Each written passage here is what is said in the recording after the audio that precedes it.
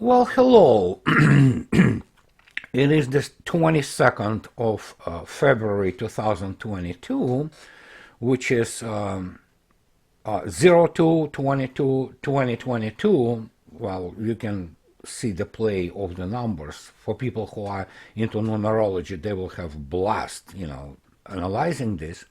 But it is obvious that I'm here to talk about the LDNR issue, recognition by Russia of the LDNR independence from Ukraine, and de facto including LDNR in the economic circuit and security circuit of Russia. And it, as you might expect, was expected in many respects. It was just a matter of how the mechanism will be established and how Russia will recognize those republics. And we have to thank here Biden's administration and US media and Anglo-American media in general, who have been lying about Russia's invasion for the last, I don't know, more than 3 months now. Each day they were saying that Russians are about to invade Ukraine. Well, Russia doesn't need Ukraine. That's the thing, they just don't, well, maybe they get it, but because they lie, they just born probably like this from the childhood into, predisposed to lying and having no integrity. So they lied it so loudly and so profoundly, both on the official level and the media level, like yesterday's piece in the Wall Street Journal, where they described everything. I mean, they put everything from the feet to the head and perverted 180 degrees. They talk about LDNR forces shelling the people and the towns and villages in the Ukraine's occupied parts of the former regions of Ukraine in Donetsk and Lugansk.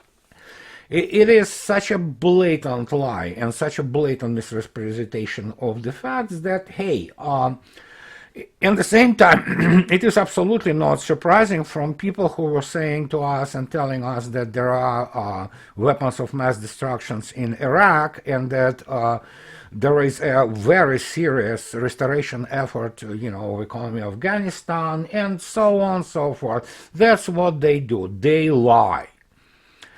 Everybody in Russia, except for the most, just fanatical liberals, pro-Western liberals, knows that they just lie. This is not to say that Russian media do not lie sometimes. They do. But fact is, the idea that there are free media and the free exchange of mind in the public space on the level of what I already stated, Washington Post, Wall Street Journal, doesn't matter whatever they were, so-called nominal left or nominal right, there is no exchange, there is no truth. They just don't do that. They're not free. They, as I already stated, they will be told tomorrow to say that Russians eat children, they will say so. So it's just the way it is. I mean, and we have to understand that. But it was Munich conference where United States achieved their fundamental success. And I already stated, this might work somewhat. This idea that United States beats its European vassals into utter submission. And Munich conference was exactly such a demonstration where they basically, it was 2-minute hate, Orwell's 2-minute hate from 1984, where Russia was accused of all kinds of sins. And evidently Russia had it, just enough. Russians understood that there is no use basically talking to Europeans. They are absolutely objects of manipulation. They are basically, what have you, the America's very own dildo or however you call it. But when Mr. Scholz, who represents Germany, the Chancellor of Germany, begins to say that genocide or borderline genocide, which is happening against civilians in LDNR, is laughable or ridiculous, well, then you do not deal with normal people. The same as this Macron's pathetic efforts to arrange diplomacy, quote unquote. So Macron is altogether is a very, how to say it, funny figure. It's almost humorous, you know. And then what do you want to talk to them about? I mean, they decide nothing. They basically are profoundly Atlanticist. They are profoundly globalist. And I would disagree with some people who say that, very respectable people who say, oh, Russia is fighting for Western Europe. Russia is not fighting for it. There is no way of fighting for it because you don't have any normal, healthy forces being around the politics there. And as a result, after the Munich 2-minute hate, all these funny, useless efforts, primarily PR by Macron, the decision was made. I mean, decision was made much earlier, obviously, but I'm talking about specific decision on recognition of LDNR to stop their, what Ukraine is trying to do there on strictly on their guidelines developed in Washington, D.C., and maybe partially in Brussels. I mean, Ukraine is not a subject of history, it's an object. It's being used as the basically sacrificial lamb, and you know, so we know what is going on there in terms of the political system, which is completely corrupt and basically is run not from Kiev. Effectively is run from Washington, D.C. It is United States controlled country. So in view of that, and especially in view of NATO ignoring completely, well, not ignoring, they didn't ignore it, but trying to avoid any substantive talk on the Russia security concerns, the decision was made. And this is just the first step, and this also falls into perfectly into the whole idea and warning by Russia that, you know what, you don't respond, well, here are the measures of military technical character, and then of course there are diplomatic measures, and there are all kinds of other measures. And obviously Russia, in the words by Russia's prime minister, a very bright man, brilliant engineer and brilliant IT guy, stated yesterday, we've been preparing for sanctions and being cut off from Europe, I mean, for a while now. Russians, you know, as Bismarck used to say, and that's quote, that even when a Russian goes to the toilet to take number 2, he still makes a plan.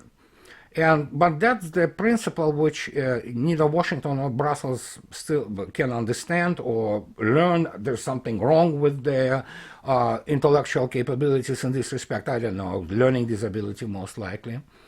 And as the result, Russia said, okay, yeah, sanction us, whatever you want to do, we're ready, we can live without you. And Scholz, being the tabaki as he is, basically a poodle, he already announced today as the measure of sanctions against Russia for recognition of the LDNR that Nord Stream 2 will be, well, certification will stop, and probably it's dead by now anyway.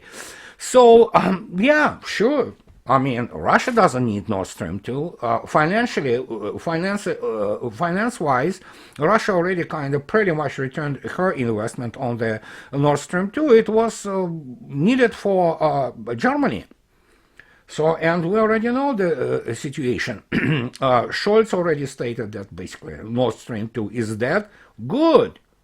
So is the Germany's chemical industry, and with it the rest of its industrial, what's left in Germany at this stage. And yeah, that plays well into Washington's hands, because that's what Washington needs to annihilate Germany, France's and other industrial centers industries, or make them completely uncompetitive, which is tantamount to killing them. And then, of course, you know, promote whatever United States produces today, and also probably provide some onshore for the United States of the German industries, which will be running away.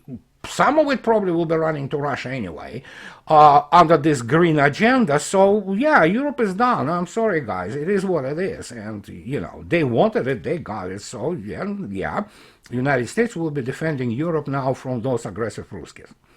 But, of course, the larger issue here is Russia's security, and that Russia show just one of the tools, So you want war? Well, you're not going to get it, but Russia certainly recognized the republics, and that means the introduction of as Vladimir Putin today stated quite explicitly, that Minsk agreements are dead. Remarkably, Minsk agreements and them being killed by the virtue of Russia recognizing independence of LDNR and de facto incorporating them economically to the joy and relief of the overwhelming majority of the population of LDNR also means introduction of the slow poison into the political process, already corrupt and already grossly, contradictory and violent to a degree in Ukraine, and the process of the disintegration of Ukraine at this stage will continue in kind of accelerated manner, and we might expect anything from this. It could be the civil war, some strife. It is extremely poor country, and at some point of time we may talk even about the fact that Ukraine might be experiencing some, issues of hunger or malnutrition and what have you. Obviously, if Russia decides also to shut down its transit of the gas through Ukraine, that will be the whole other story. And but Ukrainians don't understand. They did it to themselves, and they invited the basically thief and robber into their home, into their house, which is of course European Union and NATO and United States. But this morning, evidently, everything, United States is removing basically everything, all diplomatic and military and intelligence assets, most of them anyway, from Ukraine, because at this stage, Russia is just on the, sitting on the fence and looking what is going to happen next. But it is clear, and I return to the previous point which I made, that some people think that Russia fights for Europe. Russia doesn't need to fight for Europe, because Russia has it all. And as again repeating the quote from Patrick Armstrong, Russia is the closest thing to autarky in the world. It is practically self-sustained economy, and bar some things of such nature as some say, not unreasonably, but again, it's not as big as a problem as they try to present it. For example, the Russian microchip industry, which is actually developing, might not be immediately to supply all necessary parts. Well, yeah, that could be the case for a while, but then again, if you want, you can always ask Germany Siemens or MTU how that worked out for them, when in reality I can tell you that issue of the turbines and complex, especially marine engineering, are in no way less complex than that, for example, of creating the lithography production, especially with such physics school as Russia has and her industrial capability. So yeah, there could be some issues, but Russia is completely self-sufficient in food, most technologies, and militarily it is a superpower, and that's what basically is driving Russia's stance. Russia can not only defend itself, she can basically defeat, as I already on record, any kind of military combination, force combination in the Eastern Europe, and if need be, in Europe too. So in this case, United States already kind of hedged themselves by stating that, oh, United States is not going to fight in Ukraine, obviously trying to invite Russia to the Ukraine, but Russia is absolutely free now in making decisions on what to do and how to do it. The combined West must pay for the freaking mess it created in Ukraine, granted with the help and aid of local populace and their so-called political elites, which are nothing more than oligarchic and criminal clans. But then again, if you look attentively at the story of the combined West in the last 30 or so years, they love terrorists and organized crime. Look at Chechnya. Look at what they did in Beslan. It was either from tacit or direct support of the Western special services. What have you? MI6, CIA, French, what have they basically love to see Russians killed. Again, if it's children, women, even better, So, and I already stated, those people, they don't have basically morality, they don't have understanding of the difference between right and wrong. It's just the way they have been brought up, and that's the institutional crisis, apart from the systemic crisis in the United States. And look at look at the United States foreign policy elite, quote unquote. These are ignorant, badly educated people and fanatics, mostly neocon and liberal interventionists. It is their U.S. foreign policy is practically completely subverted by the Israeli forces.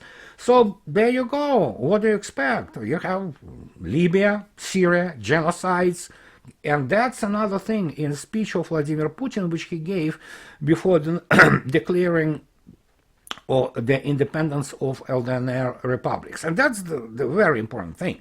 It also ties with what I was saying to you guys a few days ago in my last video, last before this one.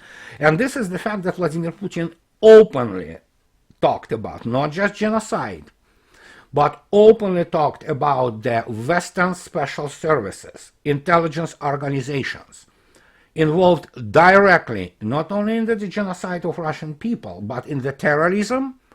And as I already stated, there are many white books, so to speak. And when Putin says we know who those people are, we know their names, he wasn't just talking about, for example, the fully CIA-controlled Ukrainian special services, who are really good at killing children and women. Torturing, raping, that's what they do. He was talking about the Western masters. And that's the other thing which I want to really specifically concentrate here is because War Crimes Tribunal is coming. It's not anymore, or I think that it's coming. It is guaranteed now. And that's the significance of the recognition of LDNR. Not only Russia finally broke off from the West, and that was happening in somewhat, continuous manner for a while now, but this is now dramatically, it's the kind of exclamation point that, yeah, we're done with you. But those people who harmed many thousands of Russian people in Russia, ranging from terrorist acts to fanning the flames of terrorism or insurgency and genocide, they are known and they will be held responsible.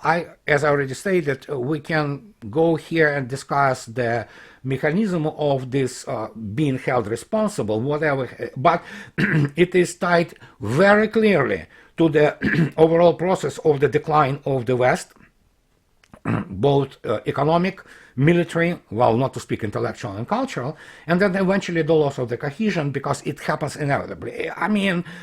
Germans are already getting poor, so they will get even much poorer now.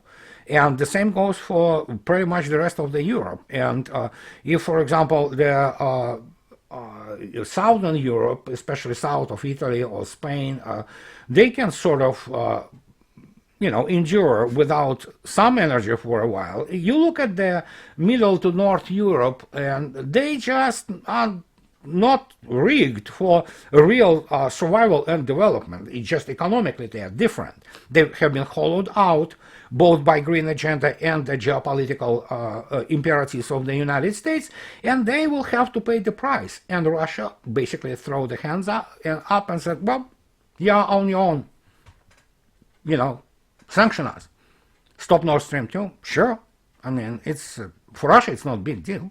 It might hurt here and there, but it just hurt. It's some aches. For them, for Europe, it's a catastrophe. But they wanted it. So, and the United States, you have to give it, they probably have a lot of compromising materials on pretty much all of those elites, and considering that the policies they promote, I'm sure there are a lot of things which U.S. special services have on them to make them do what they need them to do. So, there you go. And let Europe, so to speak, face the music. Let them eat the, tort. Let them eat those sweets and, confections they worked hard for the last years. So there will be some kind of disintegration of the European Union under this pretext and under this against this background, and eventually not NATO, NATO will be pushed back. So it's clear Russia has all military, technical, and diplomatic means to do so. NATO doesn't. And the United States, as the pivot of NATO, it's really not that powerful anymore. So yeah, and that's the whole thing which I am on the record nauseatingly long and writing books and writing articles and just saying two things define power of the nation. Of course, others matter too, and brilliant Kareli Barnett obviously gave a very wide and comprehensive definition of the power of the nation, but in the end, it is the physical economy and military power which is derived from it. That's just the way it is. The rest follows too, Russia has a massive and very advanced physical economy and military, which is arguably the best military in the world right now, and the firepower and capability are just absolutely immense. So that's what it is. So Russia is sitting on the fence, looking at the process of disintegration of the Ukraine, and she's ready to interfere if she needs to prevent probably famine. Yeah, we might consider the situation if the country basically implodes or just sinks into the civil war. It cannot be excluded. And some humanitarian aid. But in general, Russia will be pushing, most likely, not pushing physically. Russia doesn't want to go into Ukraine. But a lot of the refugees, the streams of the refugees, will be going west. Because people in Ukraine who already wanted to be free, they already migrated to Russia. So, and they were doing this for the 8 years, and they are now Russian citizens.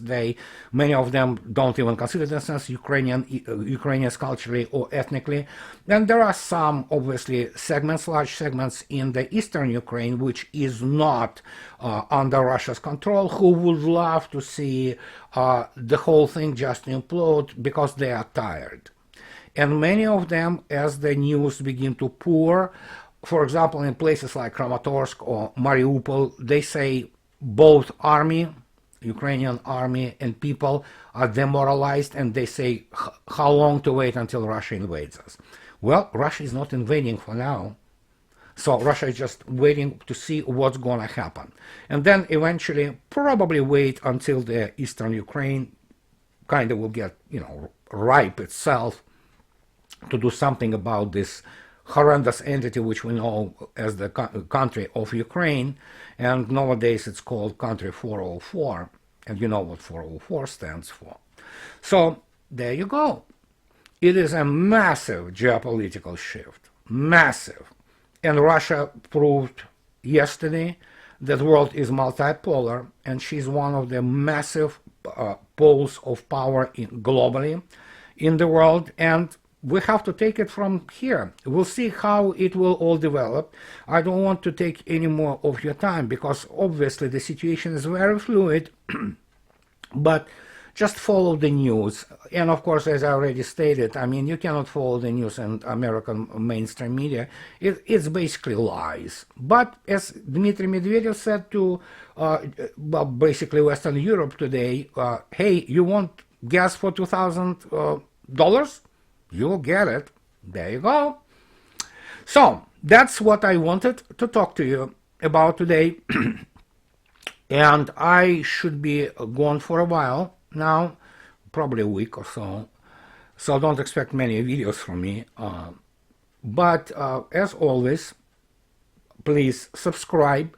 And those who can afford, please support me on the Patreon. That will allow me to develop this channel and will allow me to provide better and more important insights into the modern geopolitics, and especially relations between the West and Russia, because those are crucial ones, certainly.